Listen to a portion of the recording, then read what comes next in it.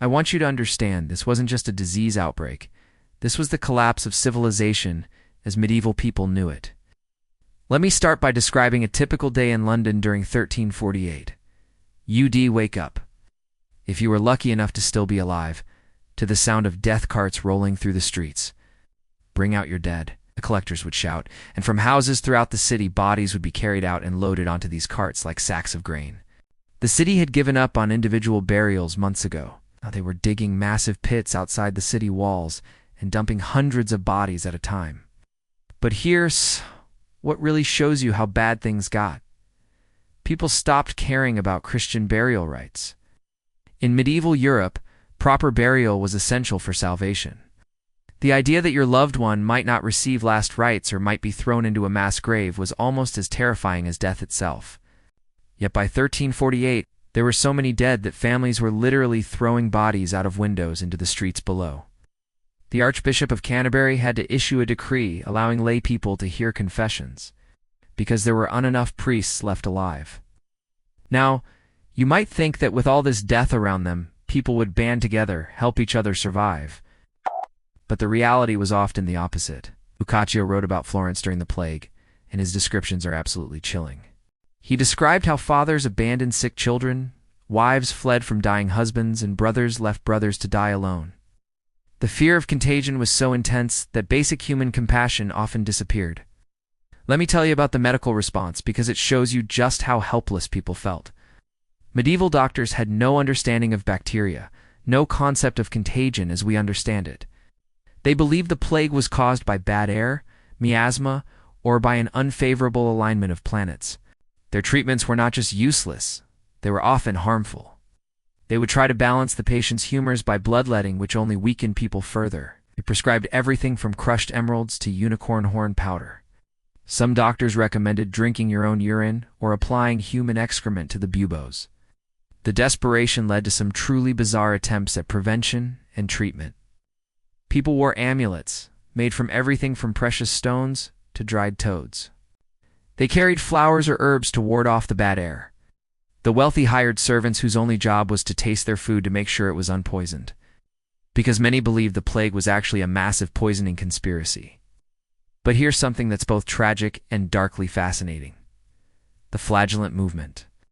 These were groups of people who believed the plague was God's punishment for humanity's sins, and that they could atone for these sins through extreme self-punishment. They would travel from town to town in processions, stripping to the waist and whipping themselves with leather scourges embedded with metal spikes until their backs were bloody and raw. Can you imagine being so desperate for salvation that you literally flog yourself to bleeding in the streets, believing this might save you from the plague? The flagellants would march into towns, singing hymns and psalms, and then perform their ritual beatings in the town square, while crowds gathered to watch. Some people joined them, believing that participating in this collective penance might save their communities. But here's the irony. These processions probably helped spread the plague faster by bringing together large crowds of people from different areas.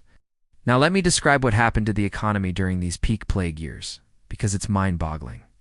In some areas, money became literally worthless, because there was no one left alive to provide goods and services. In England, entire villages were abandoned, what historians call lost villages, because everyone died or fled. Fields full of crops rotted, unharvested, because there were no workers left alive. But in some places, the opposite happened.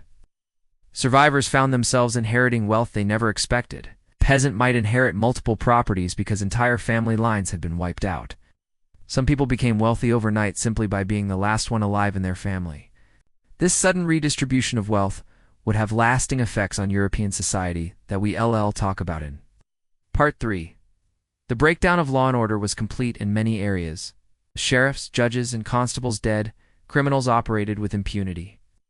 But interestingly, violent crime rates actually dropped in many areas. Not because people became more moral, but because there simply weren't enough people left alive for crime to be a major problem.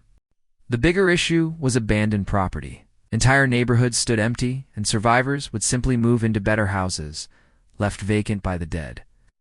Religious life was turned completely upside down. People's faith was shattered by the seeming randomness of the plague. If you were a devout Christian who attended Mass daily, tithed regularly, and lived a moral life. Why were you dying while the town drunks survived? Some people became fanatically religious, spending their remaining days in constant prayer. Others abandoned faith entirely, deciding that if God could allow such suffering, either he didn't exist or he didn't care about human suffering. The church itself was in crisis. In some dioceses, up to 70% of the clergy died. This wasn't just because they were exposed to the disease while giving last rites. Many priests actually fled their posts to save their own lives. The Archbishop of York died of plague, along with several bishops. Monasteries and convents that had existed for centuries were abandoned as their entire populations died. Here's something that really shows you how desperate the situation became. Cannibalism. Yes, you heard that right. There are documented cases from across Europe of people resorting to eating human flesh to survive. In some areas, social order had broken down so completely that people were killing each other for food.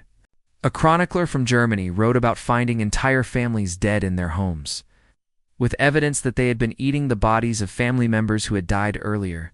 The psychological trauma was immense. Survivors often developed what we'd now recognize as severe PTSD. They lived in constant fear that the plague would return. Many became obsessed with death, leading to the rise of artistic movements focused on mortality. This period saw the creation of memento mori art, paintings and sculptures, designed to remind viewers that death could come at any time. Children who survived often became orphans, and with no social services system, many were left to fend for themselves on the streets. Some were taken in by surviving relatives or religious institutions, but many simply died of starvation or exposure. The generation that grew up during the plague years was fundamentally different from their parents. They had seen civilization collapse and rebuild itself, and this shaped their worldview for the rest of their lives. By 1350, the worst was over in most of Europe, but the continent was unrecognizable. Entire regions had been depopulated. Ancient family lines had been extinguished. The social order that had existed for centuries was gone. But here's what's remarkable. Europe didn't just survive the Black Death. It was transformed by it in ways that would ultimately lead to the Renaissance, the rise of capitalism, and the modern world. In Part 3, we'll explore how this catastrophe became the catalyst for some of the most important changes in European history. The Black Death didn't just kill people, it killed the medieval world and gave birth to something entirely new.